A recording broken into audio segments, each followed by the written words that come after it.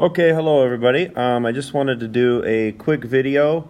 I do these quite a bit with kids, instructional videos on my YouTube channel. That way people can go back after the lesson, slow down, go at their own pace if they have any questions. And also, if you guys follow along as parents, it kind of gives you an idea of what we're doing in class. So I'm just going to go over a typical lesson. This is one that we did just this week on histograms and stem and leaf plots. So I won't get into too much of the math. I'll keep more about the format of the class. So what we have here is lesson 212, and it starts out with problems that we work together on in small groups, in our table groups. So the kids will go through and we'll do this activity and we record some data. We discuss it as a class.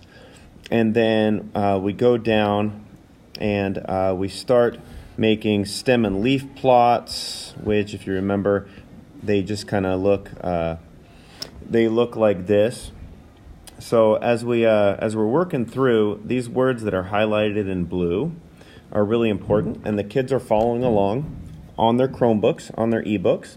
And if they actually click on that,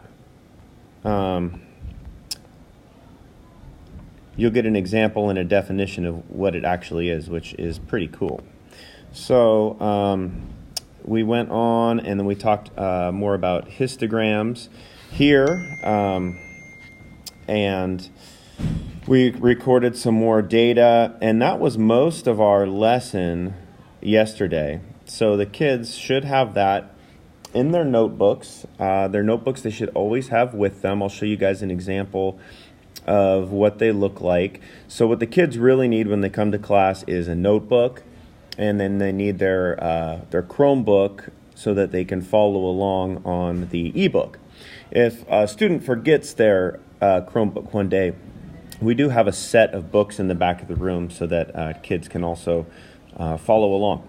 So after we finish the in-class lesson, if you continue on, it starts to get into a bit of a recap of what we did for the day. So methods and meanings, it has the dot plot, the bar graph, the Venn diagram, all things that either we talked about that day or recently, or it might even be a preview of things that are coming.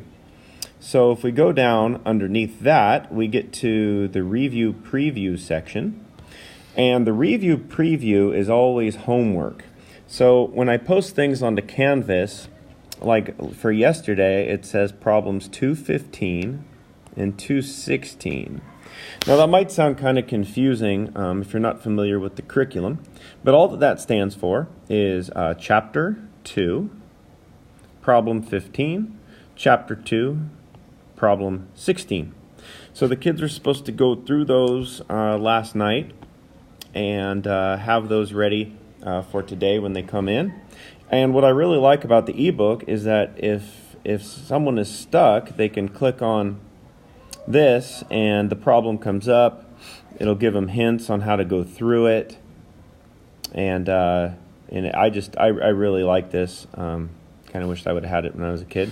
But it's just a real good way to stay caught up. So again, if you're keeping up with class on Canvas, the problems that I'll list on there are always under the review preview of the section we did that day. And that is the homework for the night, so you can just quickly check to see if your student has completed it. And also, as far as following my YouTube channel, I can also give you some instructions on that so you can get videos, access to videos like this one.